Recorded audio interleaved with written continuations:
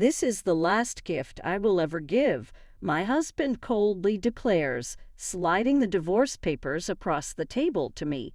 He confesses his plan to marry someone else, reducing me to nothing more than a financial asset he used over the years. The man I've shared so many moments with has revealed himself to be utterly despicable. This marks the beginning of my tale of vengeance. My name is Helen, and this year, as I turn 52, I face a pivotal moment. Tomorrow isn't just another day. It marks the end of a long period of debt, which I will finally settle. My husband, Scott, and I have poured our sweat and tears into our life together since we tied the knot 22 years ago when I was 32 and he was 34. He owned a liquor store, a family business passed down from his deceased parents. Meanwhile, I worked in an office. Our paths crossed through a mutual friend, and we began dating. To marry back then, my only worry was whether he would expect me to help run his store. I was a financial consultant advising on insurance and investments for both individuals and businesses. I earned a decent salary, enjoyed my work immensely, and was studying for a certification to advance my career further when Scott proposed. He supported my ambitions wholeheartedly. "I know how hard you've been working for your certification, and I want to support you in any way I can," he assured me. He had enough staff to manage the store, so he encouraged me to chase my dreams. His support was crucial in my decision to marry him. He seemed genuinely kind and supportive, always in my corner. We set out to build our lives with a clear understanding. He would manage his business, and I would focus on my career. Our marriage appeared to be flourishing. However, about a year into our marriage, things began to change as he continued with his business. One day, while enjoying a rare day off at home, I was vacuuming under the bed when the machine dragged out a heap of papers. Given that we had moved in less than 8 months ago, the mess was surprising. Curious, I picked up a crumpled piece of paper and smoothed it out. The bold header caught my eye immediately. Reminder of payment. Below it, an outstanding debt of $320,000 in Scott's name stared back at me. It couldn't be just $3,000. My mind reeled with confusion. Why had he kept such a significant debt hidden from me? As soon as Scott returned home that day, I confronted him. "What is this debt? What's going on?" I demanded. His response was quick. "It's not what you think. This debt was left by my parents," he explained. It turned out this wasn't a personal debt, but rather one tied to his liquor store, inherited alongside the business. The debt was secured against both the land and the house we lived in, and he had no intention of renouncing the inheritance. I realized it wasn't his debt, but that didn't mean it could be ignored. "But this is a payment reminder. Aren't you supposed to be making monthly payments?" I asked, trying to understand the full scope of the situation. "I do make payments, but sales can be inconsistent," he replied. "Sometimes during slower months, I can't cover the payments. I have to prioritize paying my staff, so I've asked the creditors to wait." His explanation seemed reasonable at first, but the presence of a final notice on the reminder was alarming. "I didn't tell you because I didn't want you to worry," he added quickly. "Don't stress about it. The business is generally doing well, and look, we haven't been evicted or anything, right?" Although what he said was true, the revelation and his initial secrecy left a troubling impression. I stared at him, my anxiety clear. Then he threw me a curveball. "If you're so worried, why don't you help pay it off? You're earning quite a bit, aren't you?" His suggestion made me uneasy. After all, the store wasn't mine. But in a marriage, aren't partners supposed to support each other? "My debt is also yours," he added abruptly. "If my store went under, it would affect a lot of people. It's become crucial to our community." He was right about one thing. His store was a vital part of the local area, nestled in the suburbs where other shops and supermarkets were scarce. He also sold fresh goods like meat and fish and even offered a home delivery service. I had visited the store several times and seen how bustling it was with customers, often expressing gratitude for its presence in the neighborhood. "Please, I need you to help me with the debt," he pleaded, his eyes earnest. "I'll keep focusing on the business, but I need your help." His dedication to his work was undeniable, and the thought of his store closing was painful for him and the community that relied on it. Being married means supporting each other through thick and thin. If he was struggling, it seemed only right for me to step in. "Okay, I'll help. I'll put as much as I can toward the debt every month from my salary," I agreed. I knew that while I could assist financially, the operational side was his responsibility. I was glad he trusted me above all else, but this marked the beginning of a change in him. 4 years passed since I started contributing to the debt, and his late nights became more frequent. "What kept you out so late?" I would ask when he stumbled in. "Just had a few drinks with customers," he'd reply casually. My worry deepened one day when I asked, "Did you make this month's payment?" For some reason, his response didn't come as easily as it should have. His tone was condescending. "I did last week. You know the store relies on you. You'd better keep up with the payments," he said dismissively. Whenever he came home drunk, initially I dismissed his demands as the ramblings of a drunkard, but his repeated assertions began to irritate me deeply. It seemed he thought it entirely normal that I should shoulder his financial burdens. "By the way, Benjamin just had his 3rd kid," he mentioned offhandedly one day. Benjamin was his old high school friend, also a business owner like Scott, whose wife worked with him in their store. This comment made me reflect on our situation. "I've been meaning to talk to you," I said, finally voicing my long-held desire. "Don't you think it's time for us to start a family?" His reaction was cold and dismissive. "A baby? My business is just beginning to pick up, and we're still in debt. How can we think of such a responsibility now?" That's his firm stance, but Benjamin has 3 children now, I countered, trying to hold back my frustration. "Surely we can manage one. His situation is different. His parents are still well, and his wife is actively involved in the business," he retorted, making it clear that our circumstances were not the same. "So, until all your debts are cleared, we can't consider having a baby?" I asked, seeking clarity. "That's how it's going to be. If you make enough money and pay off the debts quickly, then I'll think about it," he replied, his smirk making me feel uneasy at pushing me to resolve the debt faster. I was naively committed, driven by the desire to start a family despite the irrationality of his demands. I became more dedicated than ever, pursuing additional qualifications, taking promotional exams, and securing salary increases. I began to earn significantly more than other women my age, even making advanced payments on his debts. My efforts were relentless, fueled by a mixture of hope and desperation. The debt was a relentless burden, and before I knew it, I had turned 40. The dream of having children slowly slipped away. Despite this, I comforted myself with the thought that I still had my husband, Scott. He needed me, and I believed in our life together, which kept me content. As time passed, Scott began to return home increasingly later. Sometimes he wouldn't come back until the morning, explaining that he had been with a customer and lost track of time as he strove to keep the store afloat. Seeing his dedication, I felt compelled to support him as best I could. We were in this together, sailing toward a better future. Years rolled on, and finally the day approached when I would make the last payment on the debt. All the sacrifices, all the skipped luxuries. Soon I wouldn't have to hold back anymore. I could start spending my hard-earned money as I wished. Reflecting on our marriage, I realized how much of our life had revolved around money. We had never taken a real vacation or even enjoyed a meal at a nice restaurant. Now, in our 50s, I hoped we could start enjoying those things. On the day the final payment was due, I took a day off to prepare a special celebration. I cooked an elaborate dinner, complete with a bottle of wine and Scott's favorite chocolate cake. I set the table beautifully, eager to celebrate our newfound financial freedom together. When everything was laid out perfectly, I stood back and thought about how quickly the last 22 years had flown by. It feels like it's been a long time, but the last 22 years have gone by so fast.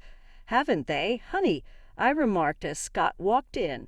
His head was bowed and his shoulders trembled. Was he crying from happiness, or was there another reason behind his emotion? To my utter shock, he erupted into a kind of laughter I had never heard from him before. "What the hell is going on? Are you okay?" I asked, bewildered and alarmed. With an air of audacity, my husband made a shocking declaration. "You are dismissed now. I'm grateful to you for the past 22 years. Thanks to you paying off all my debt, I'm a free man. Great job. I don't need you anymore." His words left me stunned. "What are you talking about?" I managed to say, genuinely confused. He pulled a document from his bag. "This is my last present to you," he said, as the bold letters of a divorce petition seared into my vision. Proudly, he continued, "I've decided to marry someone else, so you are no longer of any use to me. Thanks for being my cash dispenser until now. Are you getting remarried? Have you been cheating on me all this time?" I asked, piecing together his habitual late returns under the pretense of work or social engagements while I slaved away to clear his debts. His smug expression did not falter. "I am not unfaithful. I have already found my next wife. I wanted to divorce you and marry her, which is why I waited for you to clear my debt." Tears welled up as the absurdity of the situation hit me. The lavish feast I had prepared blurred before my tear-filled eyes. "Get the hell out of here," he snapped, thrusting the divorce papers at me. My anger surged, boiling my blood faster than any sorrow or despair could settle in. "Okay, but you won't regret this." I forced the words out. "No, I won't. Why would I regret divorcing an old hag like you?"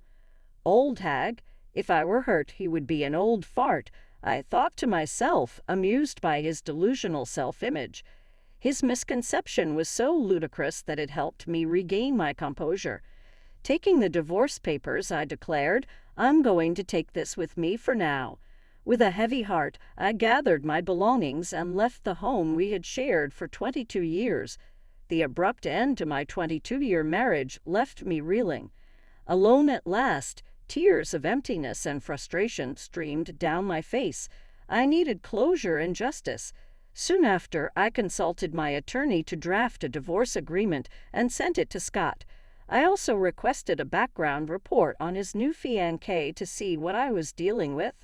Not long after, Scott called me, his voice thick with fury. "Hey, Helen, what the hell is this document?" He barked through the phone. I could almost see his face turning a bright shade of red. "It's a divorce agreement. What about it?" I replied, keeping my tone even and calm. "I know what it is, but what's this loan agreement? Why do I have to pay you back?" His voice was full of disbelief and anger, confused by the financial claims I had laid out. "This isn't just about any loan. It's about the money I paid on your behalf during our marriage," I explained. He seemed to struggle with the concept, protesting that I had chosen to make those payments out of my goodwill. "This is ridiculous. You decided to do this on your own, didn't you? Why are you digging up the past now?" he continued, unable to grasp the shift in our circumstances. "I did it as your wife," I responded firmly. "But if we're getting divorced, that changes things. It's only fair you repay me." The reality of his situation seemed to kick him then. He hadn't considered the financial implications when he asked for the divorce. Armed with my knowledge from years of working with insurance and investments and having contacts with experienced attorneys, I was prepared. The amount he owed me, including interest, was over $360,000. I was adamant about getting back exactly that amount. When he saw the name of a well-known local attorney on the document, he finally understood the gravity of the situation. "You know I don't have that kind of money," he protested weakly. "Sell the store to fund it then, if that's what it takes," I suggested. His response was desperate. "If I do that, I won't have anything left." "You're only 54, I pointed out. You could still find a job. It's time you figured it out, just as I have. My resolve was clear. I was determined to start my next chapter on my terms, without the weight of his debts or deceit. The conversation was going nowhere, and I was ready to end the call, but curiosity got the better of me. "So, how's it going with your new bride-to-be?" I asked. "None of your business." He snapped back. I couldn't help but burst into laughter. It sounded like he was having a tough time. "Good luck," I said, amusement still lacing my voice as I prepared to hang up. "Wait a minute," he interrupted urgently. "I've decided not to marry her. We can start over," he pleaded. I couldn't believe what I was hearing. "Start over? Don't kid yourself. I don't want you," I yelled, my patience finally breaking. Hanging up, I was left to ponder.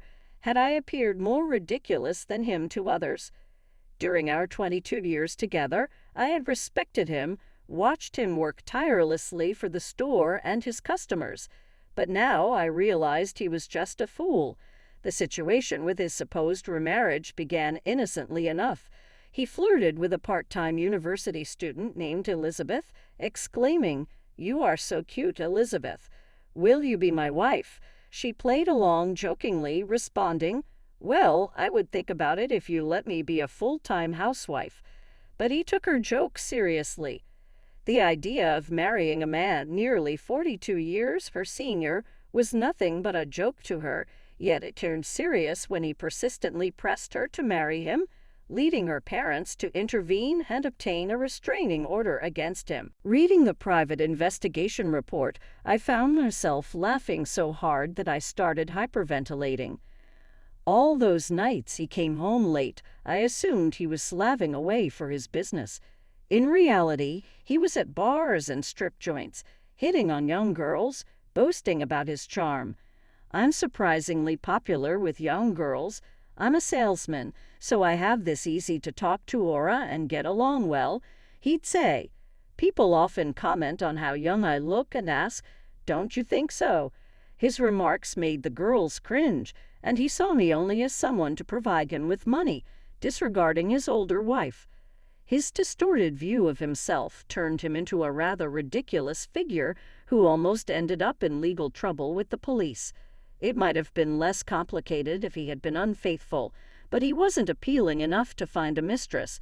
The whole debacle started when his friend Benjamin celebrated becoming a grandfather. As soon as he saw my grandchild, he absurdly declared, "I wanted one too." I sharply told him that he shouldn't even think like that, especially since I was the one clearing his debts. He was utterly embarrassed. Looking back, I'm relieved I didn't waste my golden years with him. After we divorced, despite some confusion over who owned what, he didn't fight the settlement because my lawyer was well known for being tough. It made me wonder how someone so lacking in resolve could have managed a business at all. In the end, he had to sell his shop to pay me off. Just before the sale, all his employees left him, and his customers were upset that he was selling a family business just to settle his divorce. This sent ripples of shock through our community, and people thought he got what he deserved. The whole situation turned into a local spectacle, almost comedic in how pitiful he appeared. Even if he hadn't sold the shop, the negative publicity would have likely run him out of business. Selling before hitting rock bottom was probably the only smart decision he made. However, the sale didn't cover everything, so he still works part-time to pay me back. Occasionally, he sends me messages admitting he was at fault and pleading for a reunion. Even after I block him, he tries to reach me from new numbers. My attorney has warned him sternly, if he tries to contact me again, we'll take legal action and get a restraining order. Since then, the calls have finally stopped. Reflecting on everything, I realize how fortunate I am to have escaped a life tethered to his failures and fantasies. His chase after a youthful mirage not only embarrassed him, but also alienated everyone around him. As he continues his part-time job to settle his dues, I'm grateful for the peace and independence I've found. The whole ordeal feels like a cautionary tale about living beyond one's means and the pitfalls of refusing to accept reality. He is petrified of the attorney, and guess what my job is now? I'm a marriage counselor. When I turned 52, I joined my friend's matchmaking service, a complete shift from my previous role. I used to work in a job that involved helping singles manage their finances, navigate insurance, and other practical aspects of life. However, I realized I wanted something more personally fulfilling, so I leaped to become part of a business that helps people find love. Here, I focus on helping couples start their relationships with open, honest discussions about everything that matters, including tricky topics like money and life plans. Our straightforward approach has resonated with our clients, and as a result, our membership numbers have soared. Having experienced quite a few personal ups and downs myself, I'm driven by the desire to help others avoid the pitfalls I encountered. Although my current salary is lower than what I earned before, the joy and satisfaction I get from assisting others in finding happiness is immeasurable. Each day, I help people build strong, lasting relationships, and this work has become my new source of joy. After separating from my ex-husband, I discovered my happiness, and now I consider myself a bridge to happiness for others. Every day brings a new opportunity to positively impact someone's life, and this role has given me a profound sense of purpose and fulfillment.